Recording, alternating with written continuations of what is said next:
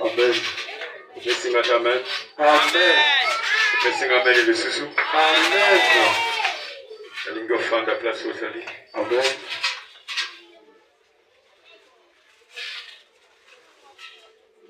Amen l'église. Amen. Je pense que l'on a tel. Autoté qui. Premier thème c'était la vision. Deuxième thème. Et c'est là qu'il a la prière. Et ce groupe est amen. Amen.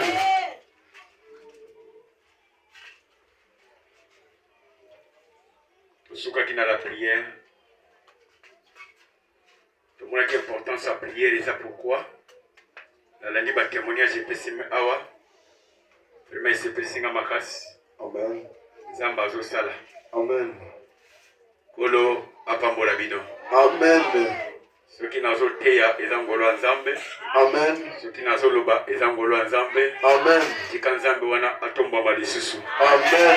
Tika nzambe wana atomba malisusu. Amen. Tika nzambe wana atomba malisusu makasi. Amen. Amen. Amen. Alléluia. Amen. Maintenant thème ya dimanche à l'élo. C'est la parole de l'Élie. La parole d'Élie. Thème na biso lelo ezali maloba ya Elia. Et ce groupe est amen. Amen. La parole de l'Élie. Maloba ya Élie.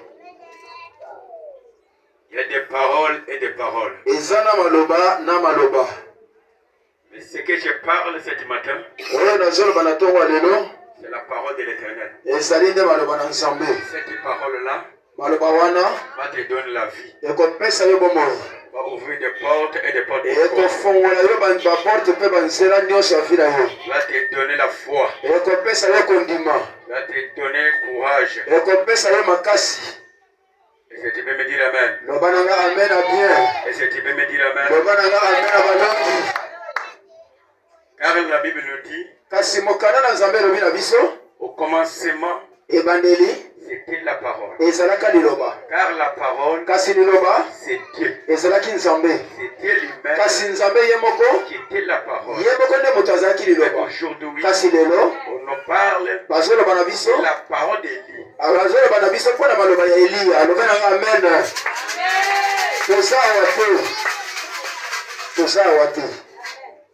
Qui est Élie? Élie c'est l'homme de Dieu. Qui est Élie? Élie c'est l'homme de Dieu. Et l'homme de Dieu a le pouvoir. C'est pouvoir-là qui est à lui. Il veut changer ta vie. Il veut changer ta citation. Si tu peux me dire amen. Si tu peux me dire amen. Si tu peux me dire amen. La parole, c'est Dieu. C'est Dieu là qui était l'homme de Dieu. Alléluia. Amen. Alléluia. Amen. Comme Dieu, c'est la parole. Comme il est parole. Il était maintenant à Élie. Élie était qui? Élie était prophète. Et l'homme de Dieu. Si Élie, nous voyons le pouvoir. C'est pour cela la Bible nous dit que vous êtes donné le pouvoir. Quel pouvoir de changer la vie, de changer la citation. Ce matin, il y a une citation qui va changer. Une parole mauvaise qui va changer. Ce matin, il y a une citation qui va changer. Dis-moi la main. Dis-moi la main. Je vais changer cette matin. Il y a des situations. Il y a des problèmes. Il y a une parole. Puissance. Il y a l'onction. Il y a le pouvoir. Il va sortir pour changer ta vie. Ta situation. Pour changer ta démarche. Pour changer ton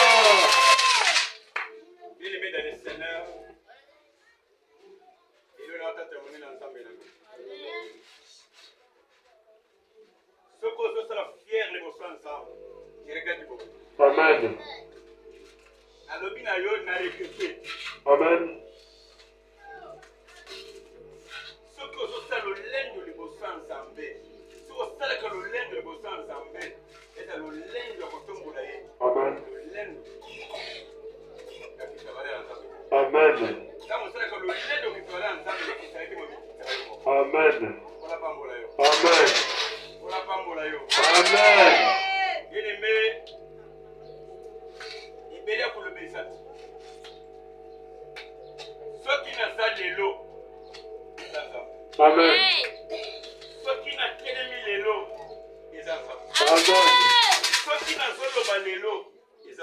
Amen. Depuis le 12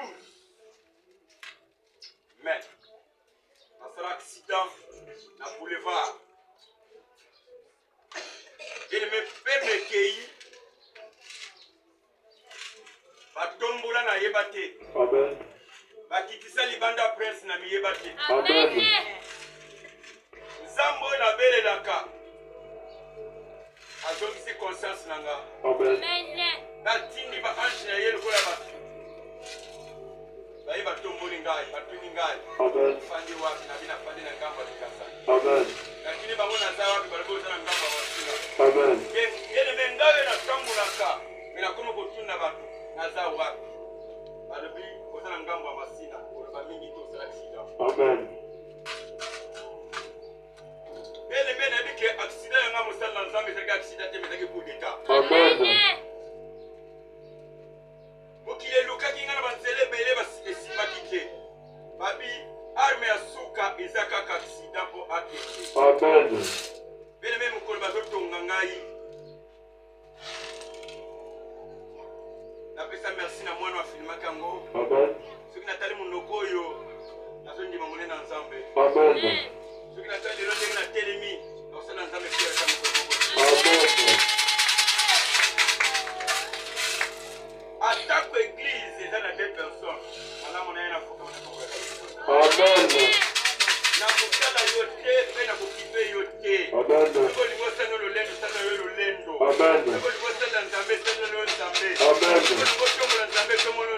Amen.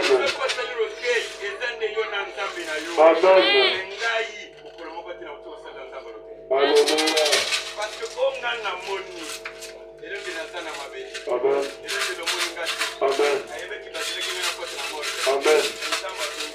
Alléluia. Amen. Amen.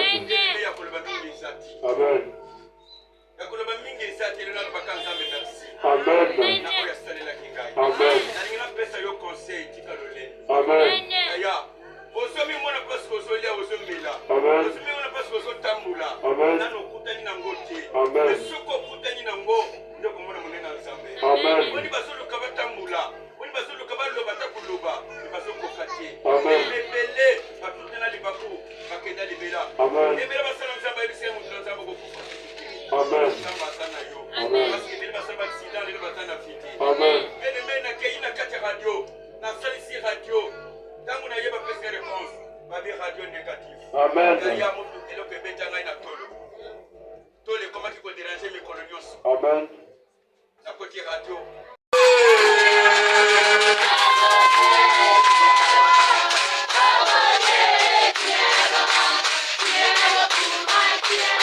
Ça c'est Zambé apambola bino.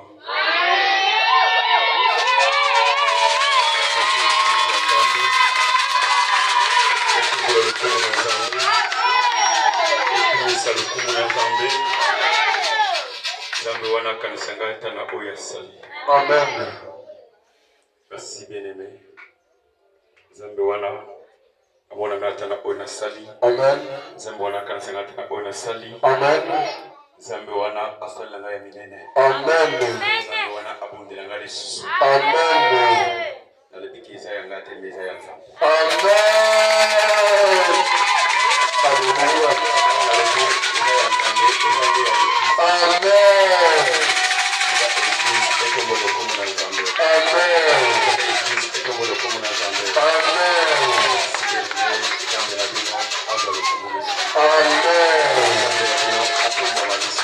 Amen. Alléluia, Église. Alléluia. Amen. Mosala nzambe li azana bandeko zosonna bango. Amen. Ayebisi bango éternel et vivant. Amen.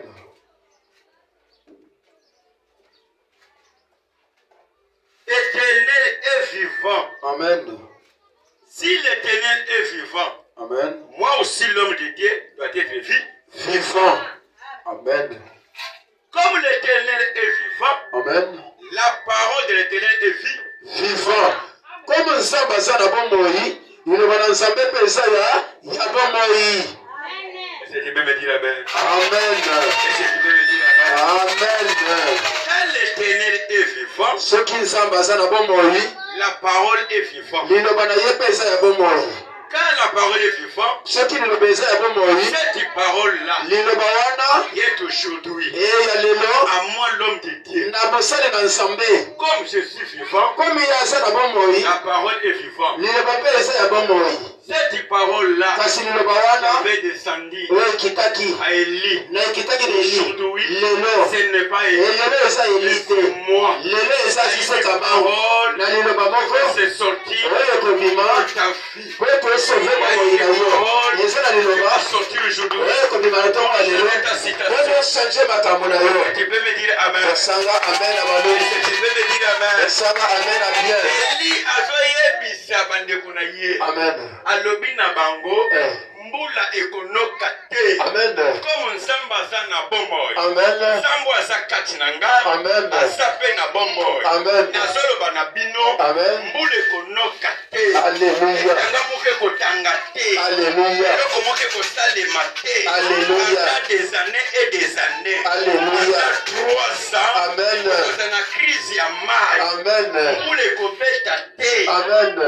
bolinga te. Amen. Ntango nazotala Eli, Amen. namoni esika tya buji te. Amen. Ntango nazotala Eli, Amen. namoni esika beta mbunda te. Alléluia. Et la Bible nous dit, Amen. c'était la parole. Alléluia. Cette parole-là, Amen. c'était avec l'accomplissement. Amen. Bible lobi, Amen. mbula pe nokaka te. Amen. Crise ya mai ekotaka. Amen. Crise ya mai esalamaka. Amen. Na kati ya vile wana. Amen. À cause ya parole Eli. Amen. Mbula eboye kobeta. Amen. Parce que baloba mosala nzambe ebimi. Amen. Kosekana na basala nzambe te. Amen. Kosekana na basala nzambe te. Amen. Loka maloba kitoko ebima na basala nzambe. Amen. Mpona kombo na mpona vi na yo. Amen. Et soki mosala nzambe azolela mpona kombo na yo. Yaya c'est une malédiction. Amen.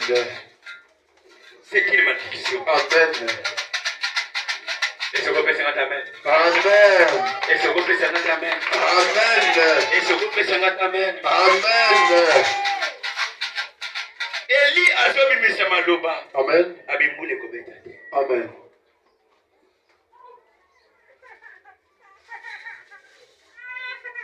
Na ye na ntongo lelo koyebisa moto moko na kati na biso. Amen. Ote likambo etelemaki ye pour la flèche. Amen. Na be okokisama te. Alléluia. Alléluia. Na be okomprendre nga bien te. Amen. Na be okomprendre nga bien te. Amen. Na bi maleri nyonso ezaki kolanda yo. Amen. Na ye mpona loba na ndoki ya fami na yo. Na ye mpona loba sisi ya fami na yo. Amen. Afungolaki fongola ya souffrance. Amen. Afungolaki fongola ya malere. Amen. Na ye mpona bloke yango. Amen.